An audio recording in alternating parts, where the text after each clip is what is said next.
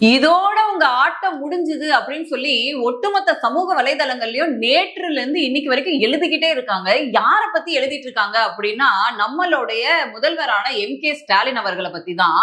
இதோட உங்க ஆட்டம் எல்லாம் முடிஞ்சுது, எடுத்து தூக்கி போடுங்க அந்த போஸ்டர் எல்லாம் அப்படின்னு சொல்லி சோசியல் மீடியால சில பேர் எழுதிட்டு இருக்காங்க.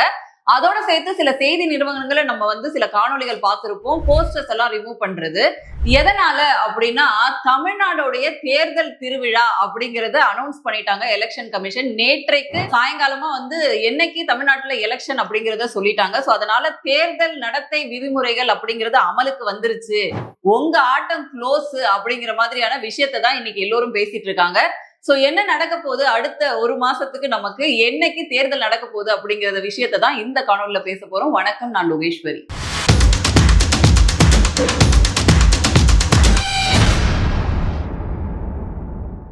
மக்கள் எல்லாரும் ஆர்வமா காத்துட்டு இருந்த அந்த தேர்தல் தேதி அனௌன்ஸ்மெண்ட் அப்படிங்கிறது நேற்றைக்கு சாயங்காலமா ஒரு 4:30 மணி பக்கமா தேர்தல் கமிஷன் அனௌன்ஸ் பண்ணிட்டாங்க. சோ என்னென்ன ஸ்டேட்டுக்கு தேர்தல் அறிவிச்சிருக்காங்க அப்படின்னு பாத்தீங்கன்னா, அசாம், பெங்கால், தமிழ்நாடு, கேரளா, புதுச்சேரி ஆகிய 5 மாநிலங்களுக்கு தேர்தல் தேதியானது அறிவிக்கப்பட்டிருக்கு. அதுல அசாம், கேரளா, புதுச்சேரிக்கு 9ஆம் தேதி ஏப்ரல் எலெக்ஷன் அனௌன்ஸ்மெண்ட் அப்படிங்கறது பண்ணிருக்காங்க. பெங்கால் பொறுத்த வரைக்கும் 2 கட்டமா நடக்கும் அப்படின்றது, 23 ஏப்ரல் மற்றும் 29 ஏப்ரல் அப்படின்னு 2 கட்டமா தேர்தல் நடத்துறது அப்படின்னு முடிவு பண்ணிருக்காங்க. சோ நம்ம எல்லாம் ஆர்வமா எதிர்பார்த்த தமிழ்நாடுடைய அசெம்பிளி எலெக்ஷன் 2026 அப்படிங்கிறது என்னைக்கு அப்படின்னா, ஏப்ரல் 23ஆம் தேதி அனௌன்ஸ் பண்ணிருக்காங்க. சோ இந்த தேர்தலுக்கான வேட்புமனு தாக்குதல் அப்படிங்கிறது பாத்தீங்கன்னா மார்ச் 30ஆம் தேதி ஆரம்பிக்குது. வேட்புமனு தாக்கல் செய்யறதுக்கான கடைசி நாள் ஏப்ரல் 6ஆம் தேதி. வேட்புமனு பரிசீலனை அப்படிங்கிறது ஏப்ரல் 7ஆம் தேதி இருக்கு. வேட்புமனுவை திரும்ப பெறதுக்கான கடைசி நாள் அப்படிங்கிறது ஏப்ரல் 9ஆம் தேதி. வாக்குப்பதிவு அப்படிங்கிறது ஒட்டுமொத்த தமிழ்நாட்டில் இருக்கக்கூடிய 234 தொகுதிக்கும் ஏப்ரல் 23ஆம் தேதி நடக்கும் அப்படின்னு சொல்லியிருக்காங்க. இதோட ரிசல்ட் என்னைக்கு அப்படின்னா, மே 4ஆம் தேதி 2026 அன்னைக்கு தமிழ்நாட்டுடைய புதிய சிஎம் யாரு அப்படிங்கிற அனௌன்ஸ்மெண்ட் நமக்கு கிடைச்சிரும்.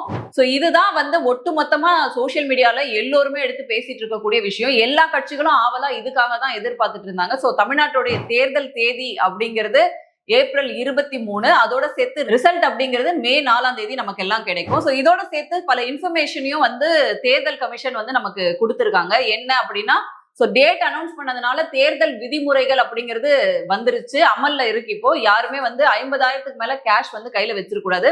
இன்னைக்கு கூட நம்ம சமூக வலைதளங்கள பல காணொலிகள் பார்த்திருந்தோம். மெடிக்கல் எக்ஸ்பென்சஸ்க்காக ஒரு 2 லட்சம் ரூபாய் எடுத்துட்டு போனாங்க, அதை பறிமுதல் பண்ணிட்டாங்க அப்படின்னு. சோ இந்த விதிமுறைகள் ஸ்ட்ரிக்டா ஃபாலோ பண்ணப்படுது தமிழ்நாடு முழுக்க. அதோட சேர்த்து பல இடங்கள்ல பாத்தீங்கன்னா தலைவர்களுடைய சிலைகள், புகைப்படங்கள், அதுக்கப்புறம் கவர்மெண்ட் மாஞ்சு செலவு பண்ணியிருந்தாங்களே திமுக அரசு, அந்த போஸ்டர்ஸ், பேனர்ஸ் எல்லாம் அகற்றப்பட்டிருக்கு. ஏன்னா தேர்தல் தேதி அறிவிச்சிட்டதுனால கண்ட்ரோல் முழுக்க தேர்தல் கமிஷன் எடுத்துருவாங்க. அதனாலதான் பாத்தீங்கன்னா நேற்று ஒரு வீடியோ பயங்கர ஃபேமஸா சுத்திட்டு இருந்துச்சு. சிஎம் ஸ்டாலின் அவர்களுடைய புகைப்படத்தை எடுக்கிற மாதிரியான ஒரு காணொலி. அதை நீங்களே பாருங்க.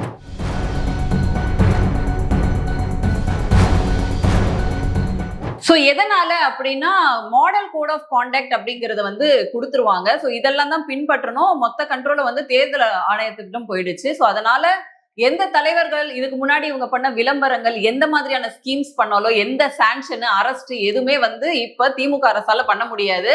ஏன்னா தேர்தல் ஆணையம் மொத்தத்தையும் கையில எடுத்துட்டாங்க. சோ அதனாலதான் எல்லாத்தையும் மறைச்சிட்டு இருக்காங்க.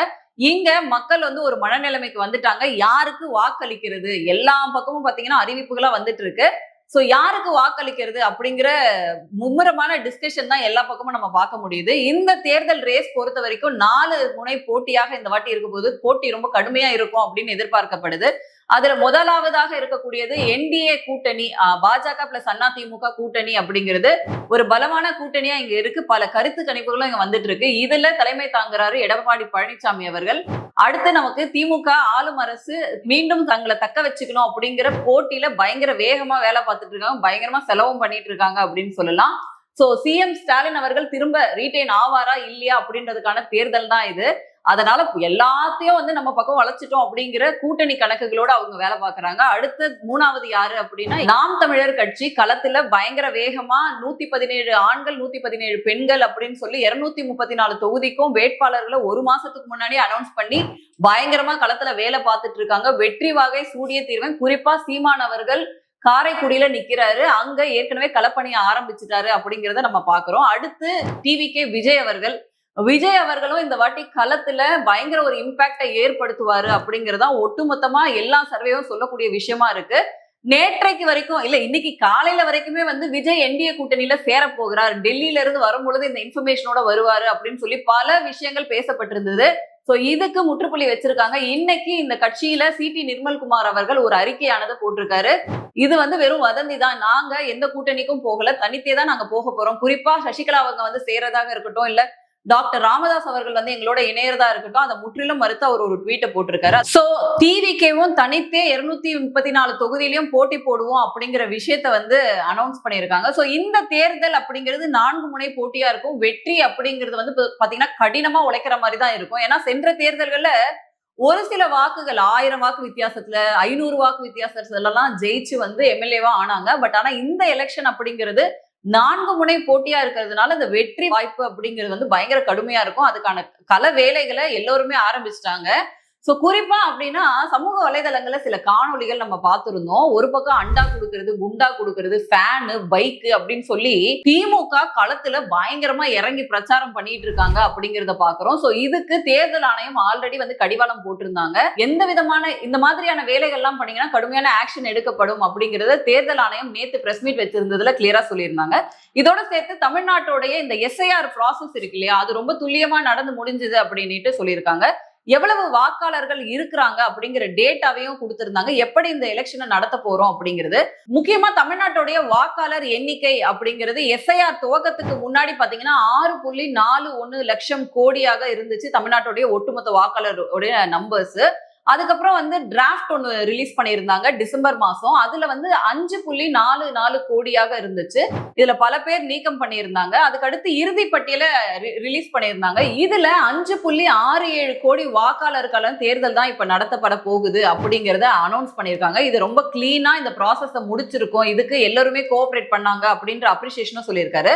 சோ இதுல வாக்காளர்கள் எத்தனை பேர் இருக்காங்க அப்படிங்கறத எடுத்து பார்த்தோம் அப்படின்னா ஒட்டுமொத்த வாக்காளர்கள் ஆஸ் இட் இஸ் நம்ம சொன்ன மாதிரி தான் 5,67,07,380 பேர் வந்து வாக்களிக்கிறதுக்கு தயாராக இருக்கிறாங்க. அதுல ஆண் வாக்காளர்கள் பாத்தீங்கன்னா 2.77 கோடி பேர் இருக்காங்க. பெண் வாக்காளர்கள் 2.89 கோடி அப்படிங்கிறது இருக்காங்க.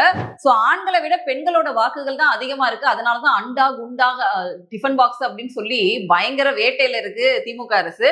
இன்னொரு பக்கம் 3ஆம் பாலினத்தருடைய வாக்குகள் அப்படிங்கிறது 7,600 சொச்சமா இருக்கு.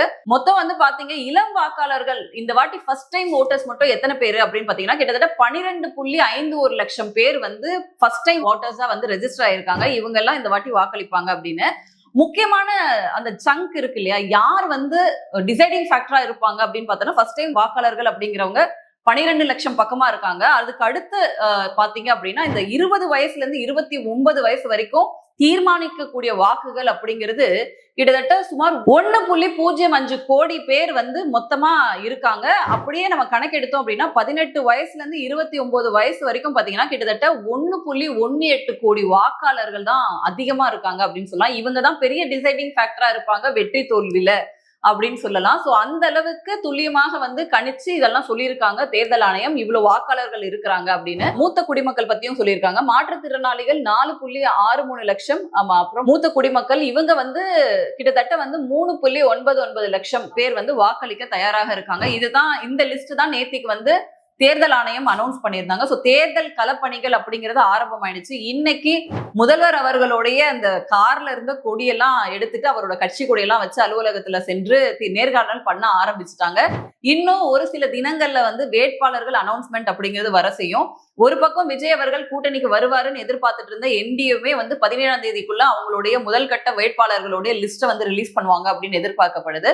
சோ இந்த ஜனநாயக திருவிழா அப்படிங்கிறது ஆரம்பிச்சிருச்சு. யாருக்கு வெற்றி வாய்ப்பு அதிகமா இருக்கு அப்படின்னு களத்துல பல கருத்து கணிப்புகள் அப்படின்னு சொல்லப்படுது. பட் என்டிஏ அலையன்ஸ்க்கு எட்ஜ் இருக்கிறதாக சில கருத்து கணிப்புகளும், இல்ல டிவிகே வந்து பெரிய ஃபேக்டரை காட்ட போகுது, இல்ல திரும்ப டிஎம்கே தான் வரப்போகுது அப்படின்னு வெவ்வேறு கோணத்துல அவங்கவுங்களுக்கு தேவையான கம்பெனியை வச்சு எல்லோருமே வந்து சொல்லிட்டு இருக்காங்க. சோ களத்துல நம்ம பார்க்கும் பொழுது இன்னுமே வந்து டிஎம்கேக்குள்ள இருக்கக்கூடிய இந்த கூட்டணி பிரச்சனைகள் அப்படிங்கிறது இன்னும் முடிவுக்கு வரல. ஏன்னா தமிழக வாழ்வுரிமை கட்சியோடைய வேல்முருகன் அவர்கள் ஒரு அதிருப்தியை தெரிவிச்சிருக்காரு. அந்த கூட்டணியில இருந்து வெளியேறுவேன் அப்படிங்கிற மாதிரியான பிரஸ் மீட்டை வந்து நேத்திக்கு கொடுத்திருக்காரு. சோ இன்னும் இந்த சீட் ஃபைனலைசேஷன் அப்படிங்கிறது நடக்கல. இன்னும் ஒரு இரு தினங்கள்ல இல்ல இந்த வாரம் முடியறதுக்குள்ளேயே ஒட்டுமொத்த லிஸ்டும் வெளியே வந்துரும் யார் வேட்பாளர்னு. சோ தேர்தல் திருவிழா அப்படிங்கிறது முழுக்க முழுக்க ஆரம்பிச்சிரும். கேம்பெயினிங் அப்படிங்கிறதையும் ஆரம்பிச்சிருவாங்க. யாரு ஜெயிக்க போறாங்க இந்த ரேஸ்ல அப்படிங்கிறது பொறுத்து இருந்துதான் பார்க்கணும். மக்கள் வந்து எதை பார்த்து வாக்களிப்பாங்க அப்படிங்கிறது இது கணிக்கவே முடியாது. சோ பொறுத்திருந்து தான் பார்க்கணும் யாரு ஜெயிக்க போறாங்க அப்படின்னு சொல்லிட்டு மீண்டும் வேறொரு காணொளியில சந்திக்கிறேன். நன்றி, வணக்கம்.